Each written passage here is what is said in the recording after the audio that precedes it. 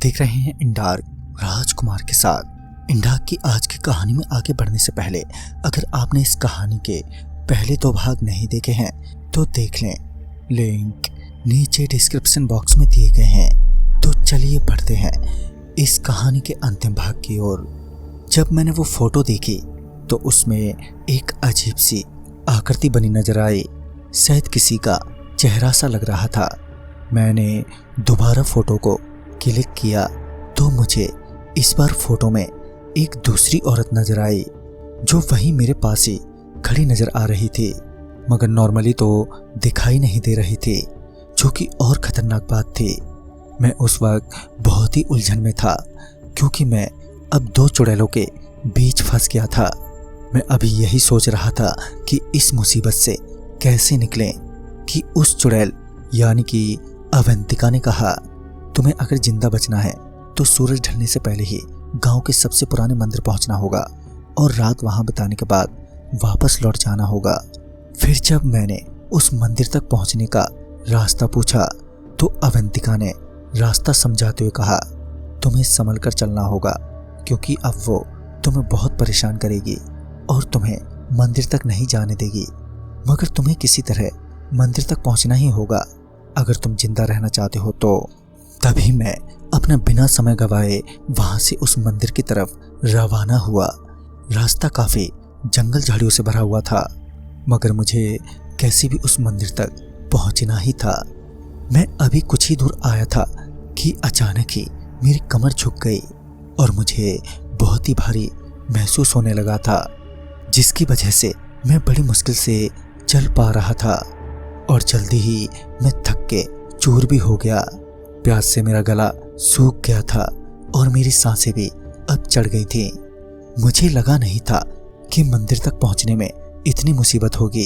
खैर मैं किसी तरह चलता ही रहा और जब मैंने लगभग आधा रास्ता पार कर लिया तो मुझे एक जगह पर कुछ लोग नजर आए, जिन्हें देखकर मुझे लगा कि इनकी मदद से मैं अब जल्दी ही गांव के मंदिर तक पहुंच जाऊंगा। ये सोचकर मैं उनके पास गया और गांव के मंदिर तक जाने को कहा। अच्छी बात तो ये थी कि वो भी मान गए और मेरे को गांव के मंदिर की तरफ ले जाने लगे। दोपहर तो पहले से ही हो चुकी थी और अब शाम का वक्त हो चला था, मगर मैं अभी तक गांव के उस मंदिर तक पहुंच नहीं पाया। और जब भी मैं उन लोगों से पूछता कि कब पहुंचेंगे तो वो कहते, बस कुछ ही दूर और। अब सूरज ढलते ढलते मुझे ये समझ आ गया था कि वो लोग मेरी मदद नहीं बल्कि मुझे मेरे रास्ते से भटका रहे हैं। सूरज की कम होती रोशनी मेरे जीवन में अंधेरा भरने लगी थी। तभी वो लोग एकदम से वहीं रुक गए और मुझे चारों तरफ से घेर लिया।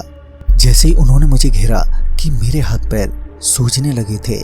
देखते ही देखते मेरे पैर और हाथ बहुत मोटे मोटे हो गए। नसों पर बढ़ते दबाव के चलते मुझे बहुत ही दर्द हो रहा था।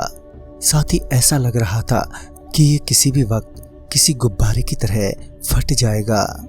मैं वहीं पर नीचे जमीन पर लेट गया और वो जो मुझे गांव वाले लग रहे थे वो सारे एकदम से हवा में गायब हो गए।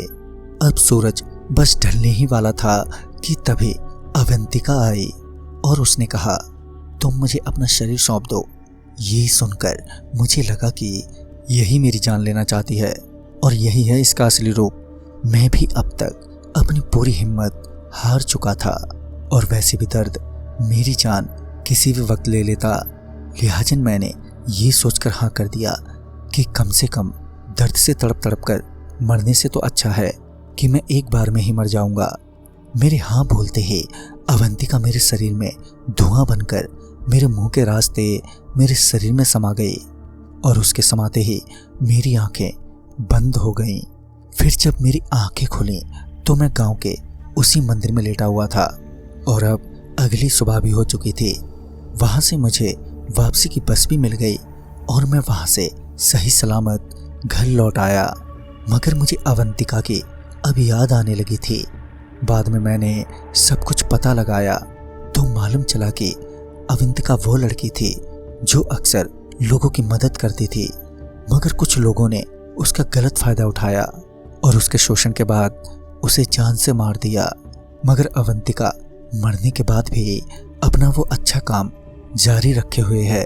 तो वहीं दूसरी चुड़ैल जो मेरी जान लेना चाहती थी, उसके साथ भी किसी शहरी आदमी ने गलत काम कर दिया और फिर उसे जान से मार दिया, जिस वजह से वो अशांत आत्मा शहरी लोगों पर अपना गुस्सा निकालती है। तो दोस्तों, इस कहानी में बस इतना ही। तब तक के लिए बाय एंड टेक केयर।